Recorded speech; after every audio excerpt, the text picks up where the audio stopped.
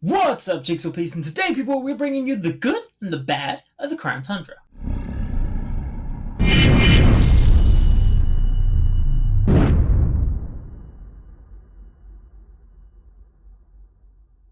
Okay, so I've got a list of things I want to break down about the Crown Tundra now that I've finished the main part of that I'm going to do on my YouTube channel.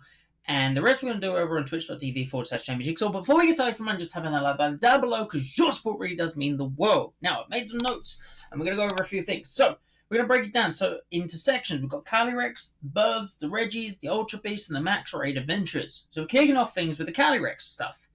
So, the Calyrex story, in general, it was okay.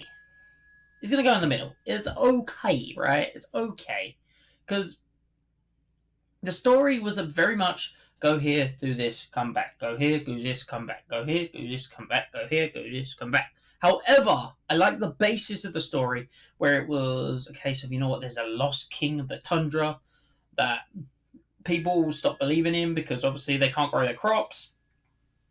And then we got his power back, got his horse back, and I'm assuming from there it would have developed to the point where crops could grow again because we managed to grow that carrot. It just seemed a little lackluster. I did like the Peony stuff. I think Peony's great. I really do like Peony. I think he's fantastic. It's a lot of fun. But yeah, the horses. I love the horses because if you think about the horses, we wasn't supposed to know about them. So if you saw it for a rumor or a leak or whatever, you wasn't actually supposed to know about the horses until it was released, which is pretty damn wild. Because if we was back in the days before the internet ruined everything for us, that would have been hype as shit. So I really like the horses. I like the fact that they didn't announce them anywhere. They was just rumored around. And the horses themselves look fantastic. Now, the horses themselves actually look fantastic. So, Calyrex side of things. I like Calyrex too. I like Calyrex. I like his big old chrome dome. I really do. But, so story, poor. The idea was good though. So it kind of sits in the middle. Right? Calyrex, I like. The horses, I like. I like the fact that the horses were hidden from us until the release date. Moving on to the segment I want to talk about is the birds. The Galarian birds, Articuno, Zapdos, and Moltres. Now, it had a really, really amazing cutscene. You'll see it behind me here in a second of when you first introduced to the birds in game. You got so hyped. But in reality, there is no storyline for the birds. There is no story whatsoever. There is no reason why there is a regional variance for these particular legendary Pokemon. There's nothing. You get nothing. Nada. Not a thing. Which is really, really disappointing because the birds themselves are beautiful.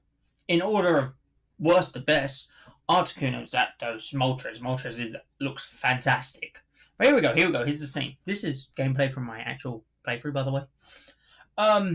Look at Moltres. It just looks so good. It looks so good. Anyway, I do like the fact that they were roaming. That's like we haven't seen roaming legends for a while, I don't think, if I'm not mistaken. And they did it really well. Like, they incorporated the entire Galar region. So you had Articuno in the Crown Tundra. Made sense. You had Zapdos in the wild area of the main Galar area. And then you had Moltres in the Isle of Armor. So they really tied in all three areas together. It was very cool. Very, very cool. I liked it. So, to sum up, story, there is none. It's crap. The birds, absolutely amazing. All three of them, I love. I really love the Moltres. And the fact that they were roaming, that's a good thing as well. Moving on. Okay, now we're going to talk about the Reggies. So, obviously, we have the Reggies, and what they basically incorporated in with the Reggies is the old mechanics in a way. Like, you have to have, I think it's Cryogonal in the front of your party for Regice. I think you have to whistle in front of one. I wrote it down. Hold up. Registeel, yeah, you have to whistle in front of the door for Registeel and Regirock. You have to have your lead Pokemon holding Everstone. So it's a little shout out to the old. This is the moment where I was trying to catch a Zapdos. It's a little shout out to the old way of doing things, and I really like that. Granted, there wasn't really any story about the Reggies or the new Reggies. However, there was a throwback to how we used to get the Reggies, so I really like that. So that goes in the good file. Now, as I refer to my notes,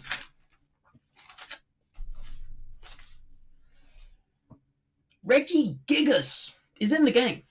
If you get all 5 Reggies, Steel, Rock, Ice, Electric, and Dragon, you can get access to Regigigas. Now the problem is, there's nothing special about that Regigigas. There is nothing special about the Regigigas. The Regigigas, I was hoping would get a Gigantamax form to incorporate the new Reggies into its body, you know, because it's got the dots for the Reggies anyway. And now we've got these new Reggies, and he's just still the same. That was a little bit of a disappointment. Granted, I haven't actually done the Reggies, by the way. I'm going to do that over on twitch.tv/JamieJigsaw with a 3. But I know about it. Now, let's talk about Ultra Beasts. So, the Ultra Beasts. Okay, let's talk about the Ultra Beasts. The Ultra Beasts in Sun and Moon were a big deal, right? They come from another plane of existence. You had to go through ultra wormholes to get them. Skip forward a few years to the Sword and Shield, Crown Tundra. You do a few max adventure raids, and they're unlocked in the raids. That's it. So, what that tells me is Game Freak sees them nothing more than legendary Pokemon. They are not special, any more special or any less special than just regular legendary Pokemon.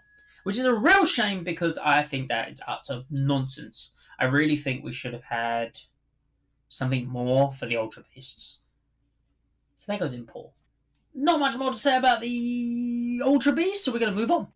Finally, the last thing I want to talk about is what you see right behind me right here, right now, is the Max Raid Adventures. The Max Raid Adventures is you go through, I think it's 3 raid battles before you get to a final raid battle, which is either technically meant to be either a legendary or a rare, although I've only ever seen people get legendary, so. Point to note. Now, the Max Raid battles, once you get to the end, you catch all the Pokemon if you want to throughout, and at the end you choose which one you want to keep. Now, this has a 1 in 100 chance to be shiny. You have 1 in 100 chance to get a shiny. That is crazy. That is probably the best shiny hunting method in all of Pokemon. And for the time being, I really enjoy the Max Raid adventures. I think they're really fun. And actually, I've seen a couple of people I talked to have actually failed them. So they're somewhat challenging too. So they get a big thumbs up from me. They go in the good part. Let me know what you guys think in the comment section down below of the whole Crown Tundra in general and your experiences in it.